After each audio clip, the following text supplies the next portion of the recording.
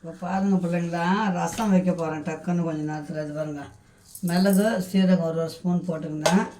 இதை வந்து கொஞ்சம் நம்ம ஒரு திருன்னு வந்துடலாம். சட்டுன்னு ரசம் வைக்கணும், காய் பொருள் பண்ணியாச்சு. இப்போ வந்து ரசத்துக்கு மிளகு சீரகம் 2 காஞ்ச மிளகா, ஒரு கட்டி பூண்டு போட்டாச்சு. 2 தக்காளி இதிலே போட்டுக்கலாம். டக்குன்னு ஆகும், வேலை ஆகும் பிள்ளைங்களா.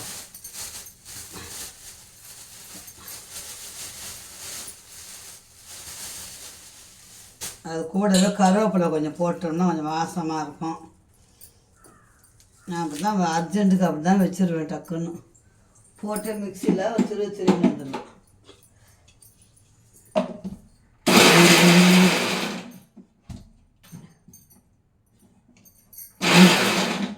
அதுதான் இப்போ ரசம் தாளிச்சிடலாம் டக்குன்னு நம்ம.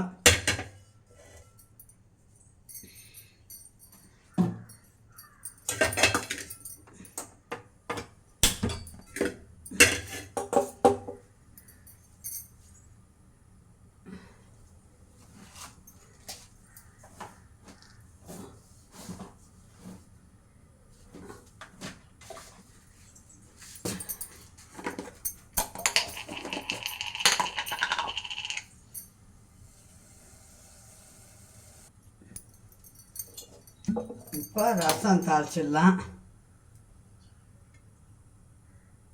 கொஞ்சம் எண்ணெய் ஊற்றிட்டேன்.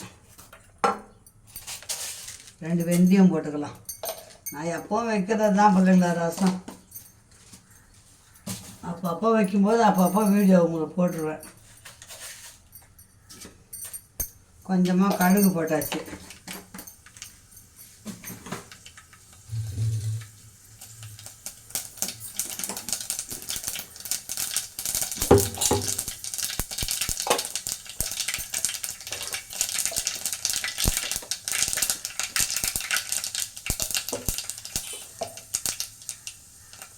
பெருங்காயம் கொஞ்சம் போட்டுக்கலாம். ஒரு 2 காஞ்ச மிளகா, கருவேப்பிலை, அவ்வளோதான். இப்போ நம்ம அரைச்சி வச்சோம் பார்த்திங்களா, இதை போட்டுக்கலாம். மிளகு சீரகம் பூண்டு காஞ்ச மிளகா 2 போட்டு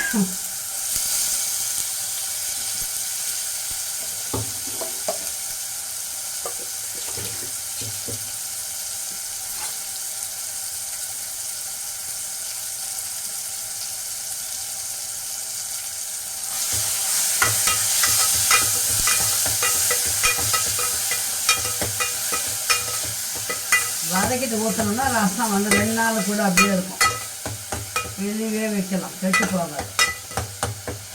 கொஞ்சம் எண்ணெயில் வதக்கணும்.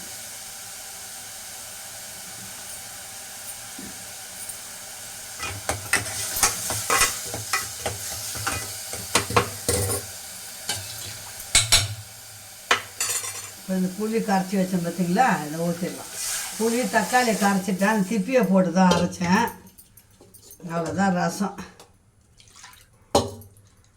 சிம்பிளாக ரசம் வச்சாச்சு.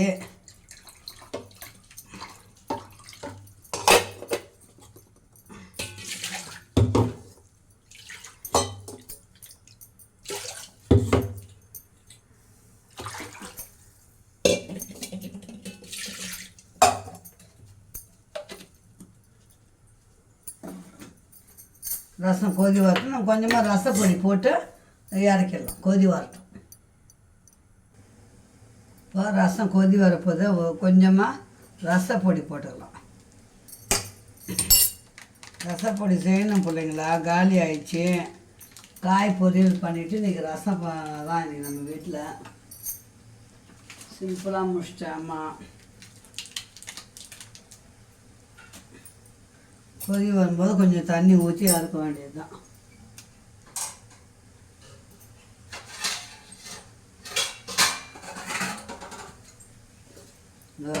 கொதி வருதுங்களா, கொதி வரும்போது ரொம்ப கொதிக்க விடக்கூடாது.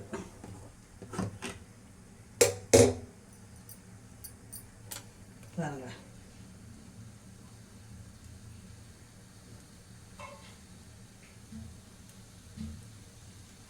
கொஞ்சம் தண்ணி ஊற்றிக்கலாம். அவ்வளோதான், ரசம் முடிஞ்சுது. தட்டு போட்டு மூடிட்டு ஆஃப் பண்ணிடலாம்.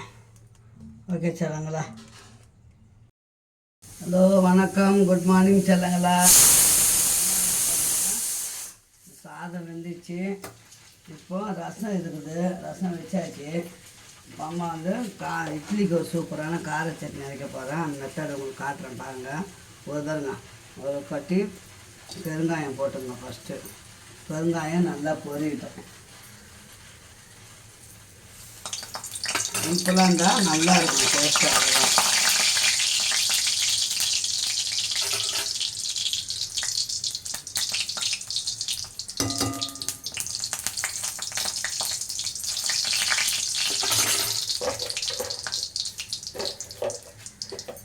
ஒரு 5 பல்லு பூண்டு போட்டுங்க. அது 4 காஞ்சி மிளகாய் போட்டுங்க.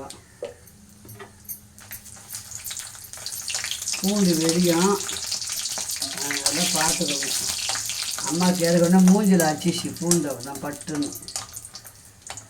அதுக்கப்புறம் ஒரு பெரிய வெங்காயம்,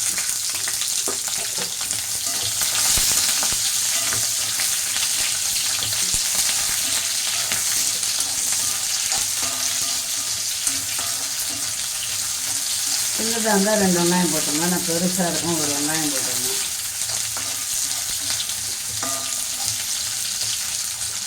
அப்புறம் இதுக்கு ஒரு தக்காளி, பெரிய தக்காளி, இன்னும் 2 தக்காளி கூட போட்டுக்கலாம்.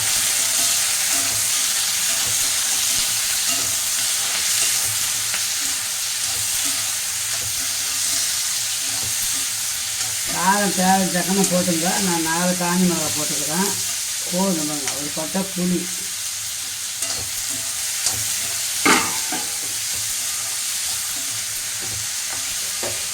இட்லிக்கு தோசைக்கெல்லாம் சூப்பராக இருக்கும். சட்டுன்னு அரைக்கணும்னா இப்படி தான்.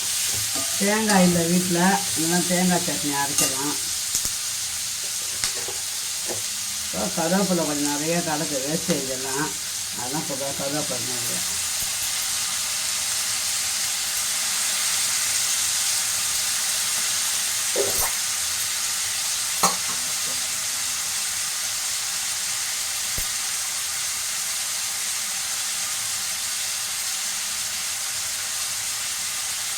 அது கூடவே ஒரு புளி புதினா போட்டுக்கணும்.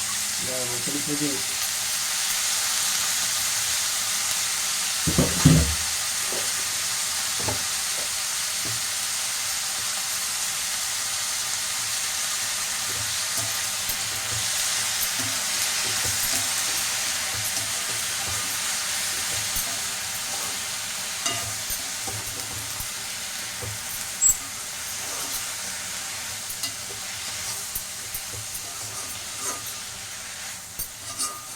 எண்ணெயில் வதக்கிட்டோம்னால நல்லாயிருக்கும், டேஸ்ட்டாக இருக்கும். நைட்டுக்கு தோசை ஊற்றினாலும் தோசைக்கு மீதி சட்னி தான் எடுத்து வச்சிடலாம்.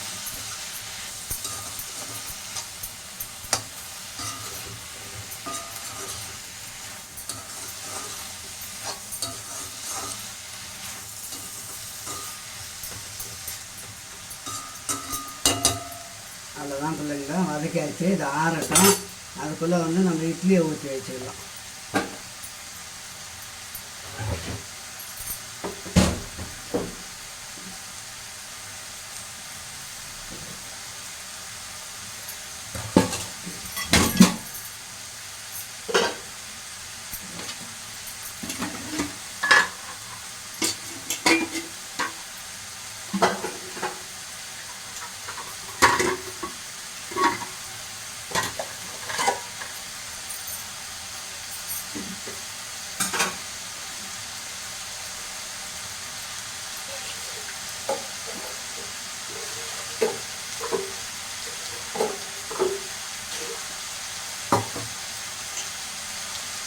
அதான் இறக்கி அரைக்க வேண்டியது தான். அதில் இட்லி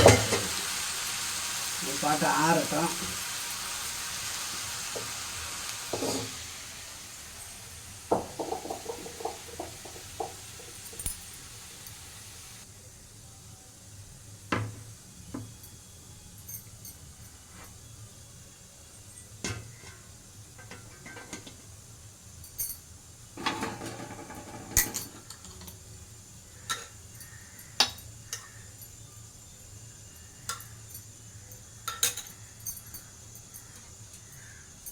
இட்லி ஊற்றிட்டோம்னா வேலை முடிஞ்சுது.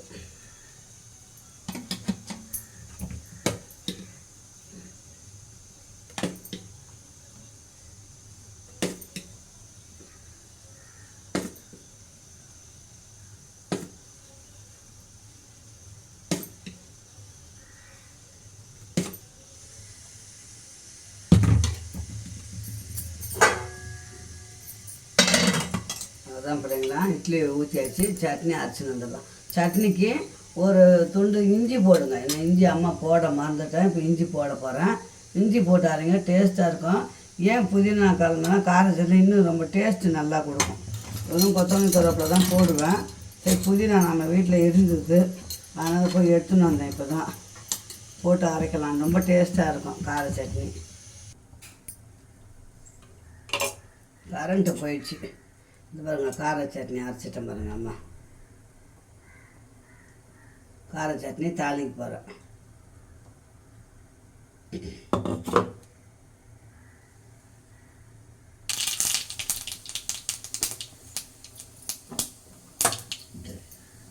சட்னி தாளிச்சாச்சு, எடுத்து ஊற்றிக்கலாம்.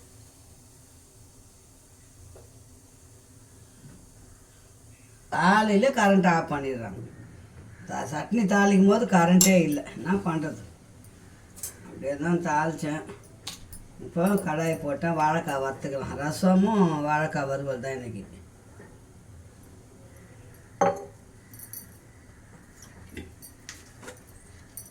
அந்த பக்கம் இட்லி வேவுது, சட்னி அரைச்சாச்சு. சூப்பரான சட்னி. அந்த சட்னியில் ஒரு சீக்கிரட்டு, ஒரு புளியாங்கொட்டை சைஸு வெல்லம் வச்சு அரைக்கணும் எந்த சட்னி அரைச்சாலும். அப்போ வந்து நம்ம வந்து டேஸ்ட்டு நல்லாயிருக்கும்.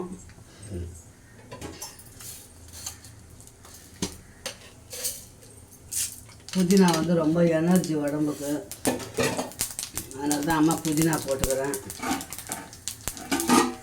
போய் எண்ணெய் ஊற்றி கடுகு போட்டு உளுத்தம்பருப்பு போட்டாச்சு. இதில் இஞ்சி பூண்டு வரணும்.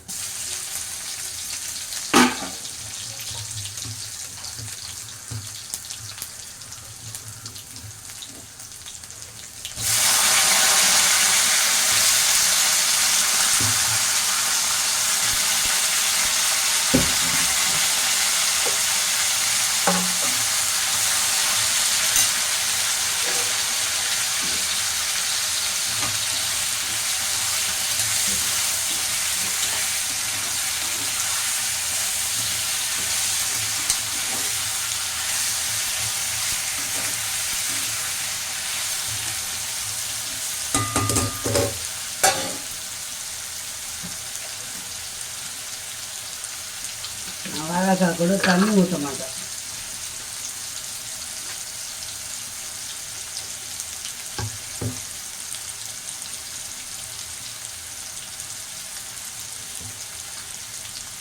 உப்பு ரொம்ப தாங்காது, ஆனால் கொஞ்சமாக போட்டுட்டேன்.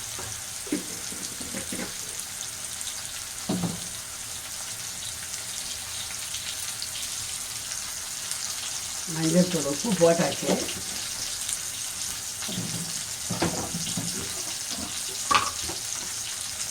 ஒரு ஸ்பூன் மிளகாத்தூள் போதும்.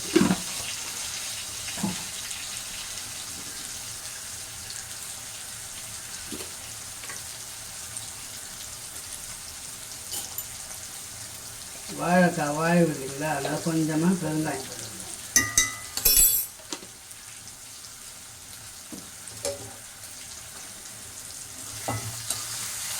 நம்ம ஊற்றுற எண்ணெயிலே தான் வறுக்கணும், அப்போ தான் வந்து நல்லாயிருக்கும். நார் சத்து வாழைக்காய் வாரத்தில் ஒரு வாட்டி சேர்த்துக்கணும் கண்டிப்பாக, எல்லாருக்குமே நல்லது.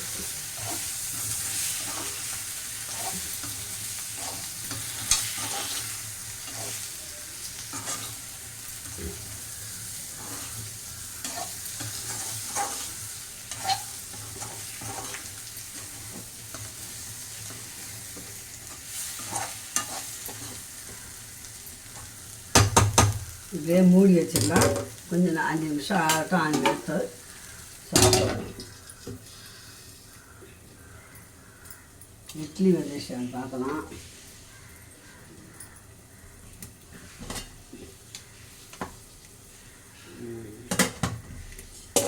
சூப்பராக இட்லி வந்து போச்சு. கார சட்னி இது பாருங்க, இட்லியே தாளித்தேன் பார்த்தீங்களா. கொத்தமல்லி புதினா போட்டு நல்லா வெங்காய சட்னி சூப்பராக இருக்கும் பாருங்க, செம்மையாக இருக்கும் டேஸ்ட்டாக. எல்லாம் போட்டுக்கிறேன், இஞ்சி பூண்டு பெருங்காயம் எல்லாமே போட்டுக்கிறேன். சூப்பரான கார சட்னி, இட்லி, ரசம், வாழைக்காய் வறுவல். இன்றைக்கி அவ்வளோதான்.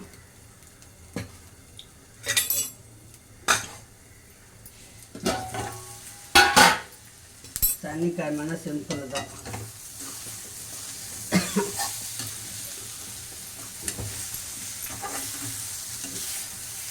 தண்ணி ஊற்றக்கூடாது, சிம்மில் வச்சு அது பாட்டு அப்படியே வேகணும். அதுதான் வாழைக்காய் வறுவல்.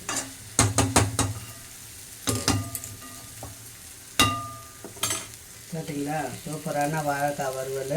இன்னும் 2 நிமிஷம் பற்றி இறக்கிடுவோம். அம்மா கரண்ட்டு போயிடும் பிள்ளைங்களா, அதனால் வீடியோவை முடிச்சுக்கலாம். மீண்டும் ஒரு நல்ல வீடியோவில் சந்திக்கலாம். பாய் செல்லுங்களா. இன்னும் கொஞ்சம் செவந்ததும் இறக்கிடுவோம். அம்மா அப்படியே சிம்மிலே வச்சுருப்பேன். ஓகே, பாய்.